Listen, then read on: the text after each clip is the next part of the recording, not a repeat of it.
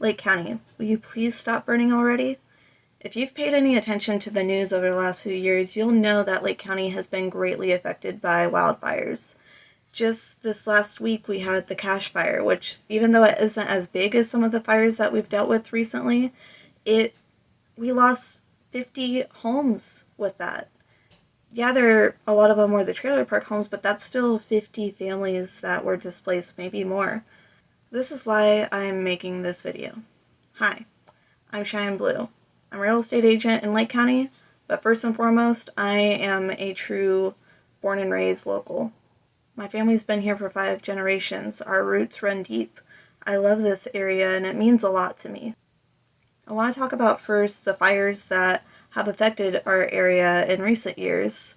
Second, I want to talk about ways to prevent wildfires. And third, I'm going to talk about ways to help the wildfire victims, whether you're a victim yourself. I'm going to list programs that you can go to. And I also have a special announcement as well, so please stay tuned to the end so you can see that. As you can see in the chart here, Lake County has been in 3 out of the 6 top largest fires in the state of California, with the August Complex from 2020, that's right, last year, being the largest acreage-wise in California history at this time. Now, the Dixie Fire is creeping up very close, but it has not beat out the August Complex as of yet. Third on this list is the Mendocino Complex that happened back in 2018, and I have a story that I will tell you later on in the video. First, we're going to talk about the August Complex. The August Complex was a massive wildfire that burned in the Coast Range of Northern California in Glen, Lake, Mendocino, Tehama, Trinity, and Shasta counties. The complex originated as 38 separate fires, started by lightning strikes on August 16th through the 17th in 2020. For the largest fires, the Doe, Tatham, Glade, and Hold fires had burned together by August 30th. On September 9th, the Doe Fire, the main fire of the August Complex, surpassed the 2018 Mendocino Complex to become both the single largest wildfire and the largest fire complex in recorded California history. That's right, the Mendocino Complex, before the Dixie Fire happened and before the August Complex happened, was the largest fire in California history. So we've had 2 fires that at one time broke California records. On September 10th, the combined Doe Fire also merged with the Elkhorn Fire, originally a separate incident, and the Hopkins Fire growing substantially in size. By the time it was extinguished on November 12th, the August Complex Fire had burned a total of 1,032,648 acres, or 1,614 square miles, about 1% of California's 100 million acres of land, an area larger than the state of Rhode Island. Entire state of Rhode Island on fire. That's how big this fire was. The fire burned within the Mendocino National Forest, with portions spilling over the Shasta Trinity National Forest and Six Rivers National Forest in the north, as well as private lands surrounding the forest. Large areas of the Yola, Boley, Middle Eel Wilderness, and Yuki Wilderness had also burned. Rugged terrain combined with consistent high winds and record heat had complicated firefighting efforts. Although more than 3,000 personnel were deployed to the fire through mid-September, it took almost 3 months to fully contain the fire. The U.S. Forest Service managed the firefighting effort with assistance from the California Department of Forestry and Fire Protection. Due to the immense size of the affected area, the fire was managed as 4 separate incidents, initially 3 within a larger complex. The Doe Fire was defined as the August Complex South Zone, and the Elkhorn Fire was defined as the August Complex North Zone, which was later divided into the August Complex Northwest Zone and the August Complex Northeast Zone. The August Complex West Zone was split off from the western portions of the Elkhorn Fire, and the Doe Fire was managed by Cal Fire. This fire literally burned for 4 months in total until it finally reached 100% containment in November due to the firefighters' hard efforts and to the change in weather.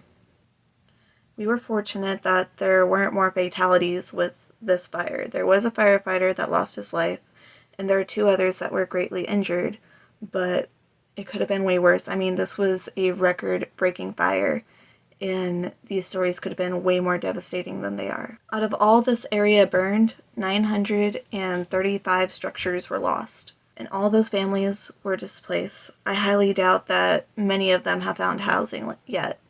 This is a large part to the housing shortage that we've been experiencing in not just Lake County, but all of California. So many structures over the years have been burnt up. I mean, 935 structures. That's not just saying residential or business or multi-unit. It doesn't really encompass the real impact that there was to all the families. In 2018, we had the Mendocino Complex fire. This is a fire that I will remember for the rest of my life. The Mendocino Complex was a large complex of wildfires that burned in Northern California in 2018. It consisted of 2 wildfires, the River Fire and the Ranch Fire, which burned in Mendocino, Lake, Colusa, and Glenn counties in California, with the Ranch Fire being California's single largest recorded wildfire at the time. According to a 2019 report, the Ranch Fire was started by a rancher who had inadvertently sparked dry grass while hammering a metal stake while trying to find a wasp nest. The Ranch Fire burned 8 miles northeast of Ukiah, and the River Fire burned 6 miles north of Hopland. Both fires burned a combined total of 459,123 acres before they were collectively 100% contained on September 18th, though hotspots persisted until the complex was fully brought under control January 4th, 2019. The Ranch Fire alone burned 410,203 acres, making it the largest wildfire in modern California history at the time. The Ranch Fire also surpassed the size of the 315,577 acre Rush Fire, which burned across California and Nevada, as well as the Santiago Canyon Fire of 1889, which was previously believed to have been California's all-time largest wildfire. It was surpassed by the August Complex in September 2020. The fires collectively destroyed 280 structures while damaging 37 others, causing at least $257 million in damages, including $56 million in insured property damage and $201 million in fire suppression costs. The city of Lakeport, communities of Kelseyville, Lucerne, Upper Lake, Nice, Saratoga Springs, Witter Springs, Potter Valley, and Findlay, parts of Hopland, and the tribal communities of Hopland Rancheria, Big Valley Rancheria, and the Hay Motel Pomo of Upper Lake were evacuated. The smaller River Fire was the first fire in the complex to be contained, reaching full containment on August 13th, while the Ranch Fire continued to burn more than a month after that, with flames on the northern flank of the Ranch Fire pushing eastward from the Snow Mountain Wilderness into Glenn County. The Ranch Fire finally reached full containment during the evening of September 18th. However, the Ranch Fire continued to burn deep within containment lines until November 7th, when the fire was declared to be inactive. There were still hot spots the firefighters continued to put out going into January. What was interesting about this fire was that it made a circle around Lake County. I remember at the time my son was only 8 months old.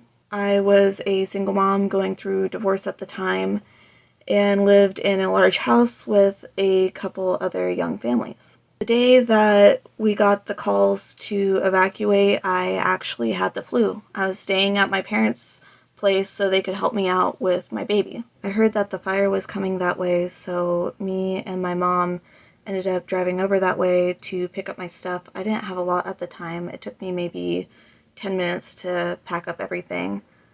But when I got there, all the cars that are usually there were gone. So I go inside to get our things, and there are two of the girls that each have two kids, and one of them was pregnant. They were both there. There were no vehicles, but they were there, and we had the call to evacuate. I asked them what they were still doing there because they were just sitting in the living room, and they said that someone had taken the emergency vehicle that was there for times like this to Ukiah to Costco. I don't know why, but fire coming, let's take the car to Costco and leave these people here. Like, really? They also had called the emergency contact, and the emergency contact told them to start walking. So I ended up taking the pregnant mom and her two kids, putting them in my car. It was a Dodge Caravan at the time. And then my mom, she took the other mom and her two kids in her car. However, the other mom and her two kids, she ended up getting a hold of a friend who took her out of the area. After we got everyone safe, my mom got the call that our property was being evacuated as well. She told me to get out of the county with my son because because what was going on was no place for a baby. I wanted to stay and help them, but she told me that I needed to get out of the county with my baby and to get the mom and her kids out of there as well. I knew I needed to get them out, but I didn't want to leave. The only person that I really knew at the time that was anywhere nearby that I could evacuate to was my old neighbor that lived over in Grass Valley. And my friend, the mom with the two kids, she had family over in Downeyville. So I took them over that way, dropped her off with her grandmother, and then I went and evacuated to Grass Valley. The fires continued to burn, and my family, they fought alongside the firefighters even though they were told to evacuate. Now, my mom and dad, they're in their 70s. My dad had open heart surgery about 3 years before. I was so scared that something was going to happen, that he was going to have another heart attack, that, they would just die from exhaustion. Like, I was so scared throughout this, and I felt like there was nothing I could do. I remember begging them on the phone to come down to Grass Valley or us go to another place so that way they would be safe, but they continued to fight. I would literally cry myself to sleep every night until finally they ended up actually putting the fire out around the house and they were safe. We were really, really lucky. The fire didn't get to the house, it actually burned around it. We did lose some vehicles, we lost some storage structures and things like that, but our house was safe, and my parents were safe. I'm so awed by their bravery to this day to stay there and fight for their home. Who knows what would have happened, if they weren't there, because even though the firefighters were there, I mean, they worked so hard to protect their home, and they're still living in it to this day. My mom still has videos of the fire burning around her and my 77-year-old dad on his tractor there helping the firefighters put a barricade around the property. And they were also taking care of the firefighters and giving them food and water to keep them going. But yeah, it was a crazy time, and it's still scary thinking back on it because, I mean, it could have gone so different, and we were one of the fortunate ones. Now, Now, the house I was in, the fire stopped about 10 feet away from the back door. I ended up not going back to that house, but that's a story for a different time. So many friends of mine have lost their homes. My childhood best friend, her family lost their entire property, ones that they have been there for multiple generations. This property I basically would spend every weekend growing up, well, not every weekend, but most weekends growing up out at her place, and, we would ride bikes and play with her cats and, just be kids, and that place is completely gone. They lost everything. They lost their house, they lost their structures, they lost their business, they lost so much out there, and their animals. They ended up having to sell the land for just a fraction of what they put into it over the years. It still hurts to think about. Fires are terrifying, and they've affected many people in my life. There are measures to help prevent these from happening, and I'm going to go over those. So I'm going to read these off of the fire prevention website. Yeah, let's get into it.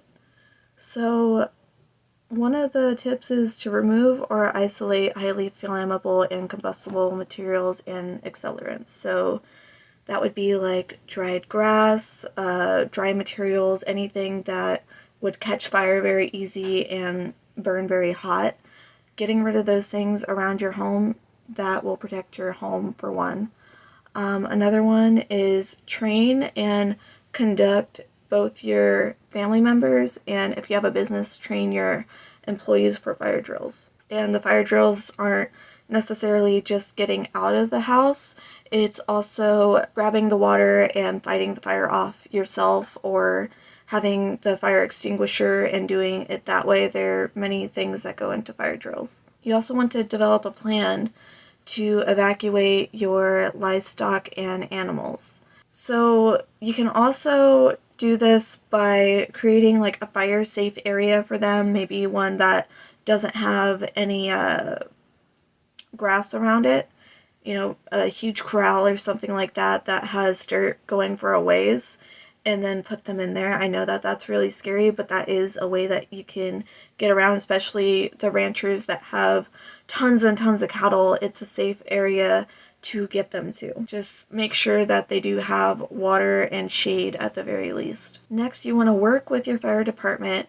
to make sure that there is an adequate water supply and that obstructions are moved from aisles, walkways, driveways, and doors. You want to make sure that you have an exit, regardless of where you're at. If you have any hazardous materials on your property, make sure to provide the fire department with a list. Make sure you're not doing anything sketchy that could cause more issues with fires, please. Get the list of hazardous materials over to the fire department. That way they know, oh shoot, we need to make sure that we cover this house so it doesn't explode and hurt, 50 other houses. Post signs around your property that state no smoking. Make sure that there's bans in barns where people do not smoke in those areas. Especially make sure to not smoke in areas with dry grass. If you do smoke, go and smoke like on the pavement or where there's just dirt, things along that line, to make sure that's nothing that can catch fire easy. Also, make sure to install, inspect, and maintain all of your fire alarms. And you can put fire alarms in any area. You can put them in your house, you can put them in a barn, you can put them even on, they have some that can go on tractors and around equipment. Those are all great places to make sure to put those fire alarms in case something does happen. If you're building new buildings, make sure that they're spaced apart. The reason for this is if you space your buildings apart and one catches fire, it's not going to jump to the other building as easy. This is something that happened with my family, where they actually spaced it apart. We lost the storage structures, but because it was so far away from the house, we didn't lose the house. Another one is regularly cut and take away the vegetation that is around your structures. So, cutting down the grass and then taking away the clippings, things along that line. Make sure that it stays very short, and that will also help with not having as much combustible material around the area.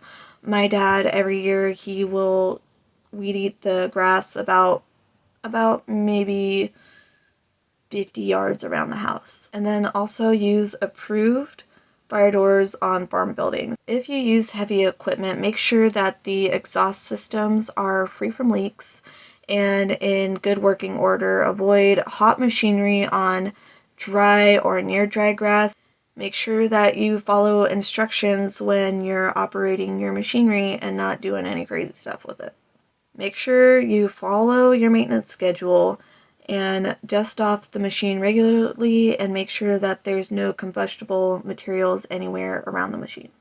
Keep fully charged fire extinguishers all around the area, around your machines, around your house, in your car even.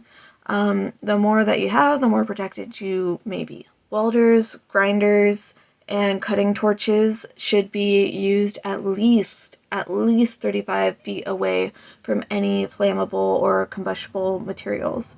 So, even away from like a wooden house or things like that, make sure that you're operating it on concrete, lots of concrete, or just plain dirt.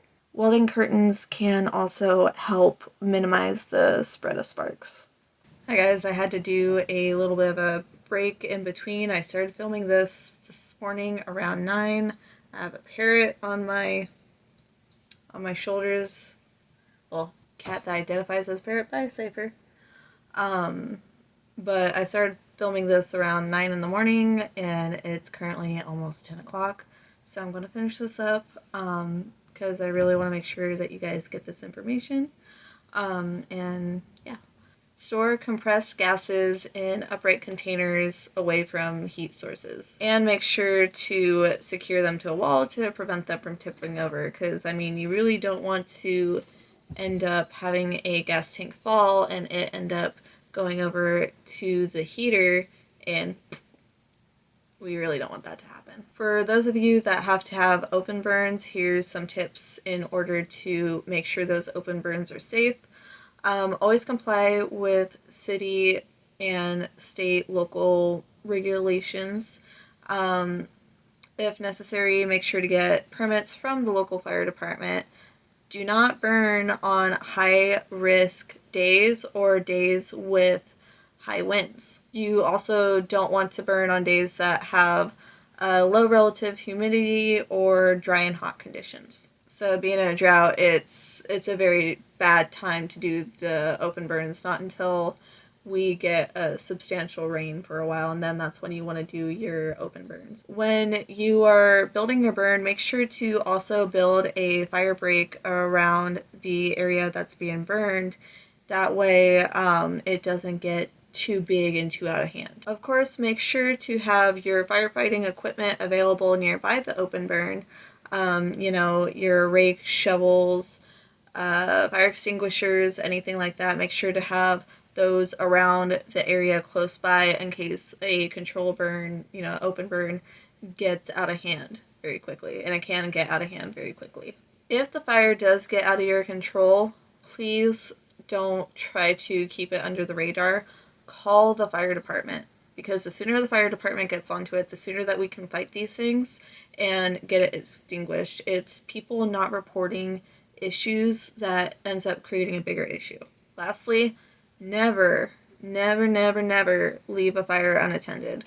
This is something that a lot of people seem to make the mistake of. They will leave like a campfire burning, and then that can lead to wildfires. Lastly, another thing to prevent wildfires is to install sprinklers around your property. You don't want to use them all the time because they really don't help much in the sense of making everything too green to cause a fire. But if a fire does come, you can turn on the sprinklers and help to prevent the house from burning. With having the drought, we really don't want to overuse water, but having the sprinklers there as a necessary precaution, that'll help immensely as well. If you are a victim of wildfires, please make sure to check out disasterassistance.gov as well as your local social services office. There are other programs as well that I am going to list down below. There's things that can help you with housing. There's housing vouchers. There's motel vouchers. There's things for food, the disaster EBT, things along that line that can help you and your family. They also have legal services when it comes to the insurance claim. You think that maybe your insurance company is not being fair, you call into this company and they help you to negotiate the insurance claims. There's a bunch of other programs as well. This is just a few of them. But I'm going to list them down below. I'm going to not explain them in detail, but kind of give an overview of what these are. A lot of these you're going to need proof that you live there, which if you already have a account with, say, EBT or something like that, then that makes it a little bit easier because they already have your information. Then you just ask for the things that you need, just like as if you were to ask for a HUD voucher or any other type of assistance that comes from social services. If you want to help the victims of the Lake County wildfires, there are many programs that you can donate to. There's many areas that you can donate to around here. For instance, you could donate to the schools. You can donate directly to a family that you know. Can maybe even donate, I know it is big, but you could donate a house, not necessarily fully donate a house, but donate a house as a rental, like have a family rent a house from you that they can afford, because so many people are displaced and they need this so bad. Now, I decided to do a fundraiser of my own, and I'm going to list a GoFundMe down below. I put the goal at $10,000. I'm hoping to get more than that and give it out to families in need. I'm going to have families apply and tell me their stories and give it out to the families that need it the most. I'm hoping at least 10 families to get $1,000. I know it doesn't seem like much, but if we can at least change some of these people's lives and help them out when they need it most, because I mean, so many people lost everything. And I know that every little bit helps, and just that little bit can completely change somebody's life. Once we get close enough to the mark, then I'm going to create the application, and I'll just need verification of address, destruction, probably not even the destruction, as long as I can get the verification of address, verify that the structure had burned down, which I can probably do that through the fire department, and your story. Just let me know that you're a Lake County fire victim, show me the proof of address, you're an applicant. And the people that definitely need it the most are the ones that are going to get this, because I don't like things to be really given out as a general. Things like this really need to be given out on a need basis. Then later in the year, maybe the beginning of next year, I'm not sure, but I do plan on hosting a event. I'm still just trying to figure out exactly what I want to do. Maybe some people can help me with this so we can raise money for the fire victims. I don't know if it's going to be a dinner or an auction or what it's going to be, but I'm going to do something to help raise more money for the fire victims. If I don't do it, who else is going to? You know, like, I know there are people out there that do it, but I'm a firm believer that if you want change to happen, you got to be that change, and I'm going to be that change. I really hope that this does what I'm hoping it will do, and I can help families in doing this. So yeah, if you're interested in helping me out, I always list my email. You can also find me on social media, shoot me a message, or even leave a comment down below saying that you would like to help. And yeah, that's what I got for you guys today. We gotta stay Lake County strong. We're all in this together. Talk to you next time.